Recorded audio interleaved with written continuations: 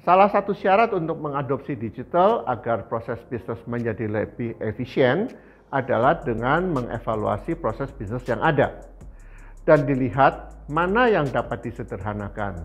Tanpa mengubah proses bisnis yang ada, maka efisiensi tidak akan didapat secara maksimal pada saat menggunakan digital.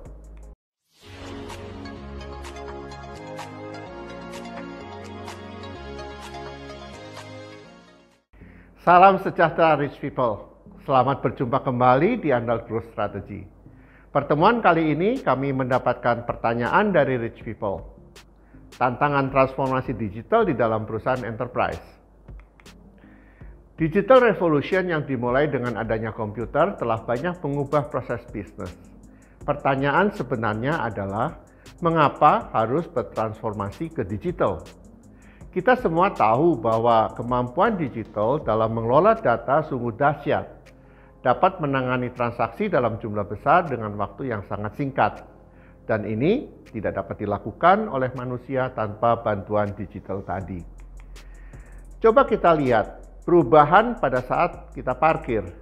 Dulu sebelum masuk tempat parkir ada pos jaga yang akan memberikan karcis parkir pada kita. Dan pada saat kita keluar dari tempat parkir, ada orang di dalam pos yang melihat karcis parkir, kemudian dimasukkan ke dalam komputer dan dicocokkan mobilnya, serta menerima pembayaran, dan akhirnya pintu parkir terbuka.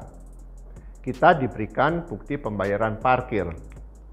Jadi, untuk penjaga parkir minimal 2 orang, yang satu untuk memberikan tiket masuk, dan satunya lagi untuk meminta karcis keluar, parkir, dan menerima pembayaran.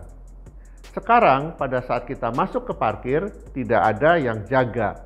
Yang ada adalah gardu di mana kita dapat mengambil karcis parkir dengan menekan tombol. Kemudian pada saat kita keluar, kita lakukan scan karcis parkirnya. Kemudian diminta untuk menempelkan kartu pembayaran. Tidak ada orang sama sekali, dan mesin parkir tersebut dapat bekerja 24 jam.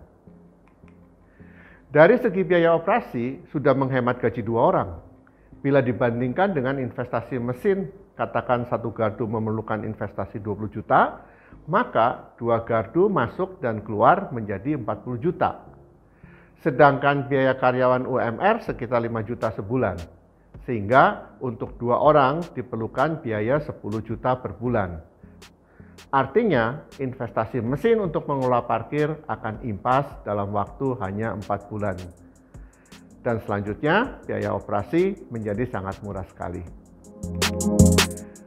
Kalau dengan mengadopsi digital akan menurunkan biaya operasional perusahaan, mengapa adopsi digital relatif lambat? Salah satu syarat untuk mengadopsi digital agar proses bisnis menjadi lebih efisien adalah dengan mengevaluasi proses bisnis yang ada dan dilihat mana yang dapat disederhanakan. Tanpa mengubah proses bisnis yang ada, maka efisiensi tidak akan didapat secara maksimal pada saat menggunakan digital. Contoh di parkir tadi. Pada saat di parkiran masih menggunakan manusia, padahal sudah menggunakan komputer, maka biayanya cukup tinggi. Untuk mengubah dari operator manusia menjadi operator komputer, tidak diperlukan penambahan peralatan, hanya mengubah prosesnya saja. Scanner misalkan, saat menggunakan manusia, pakai scanner juga. Dan alat pembayaran, menggunakan kartu juga sudah digunakan pada saat ada manusia yang menunggu di situ. Saya sering mengalami di calon customer pada saat mengusulkan untuk perubahan proses bisnis. Ada beberapa yang menolak, katanya memang sudah dari dulu seperti itu. Menurut saya, pola pikir fixed mindset seperti ini sulit untuk diajak berubah. Ada juga pelanggan andal yang tadinya proses untuk perhitungan gajinya menggunakan Excel dan absen masih menggunakan cek lokal. Untuk membuat kartunya saja memerlukan 4 orang yang kerjanya hanya menulis nama orang setiap hari. Waktu saya mengusulkan perubahan, mereka setuju. Akibatnya adalah penghematan biaya operasi untuk mengelola payroll yang cukup signifikan. Untuk menjawab pertanyaan tantangan transformasi digital dalam perusahaan enterprise adalah perubahan proses bisnis.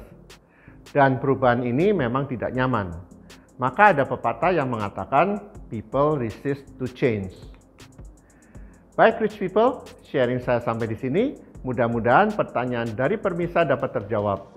Bagi rich people lainnya, bila ada case yang ingin dibahas, dapat mengirimkan ke komen di YouTube channel ini.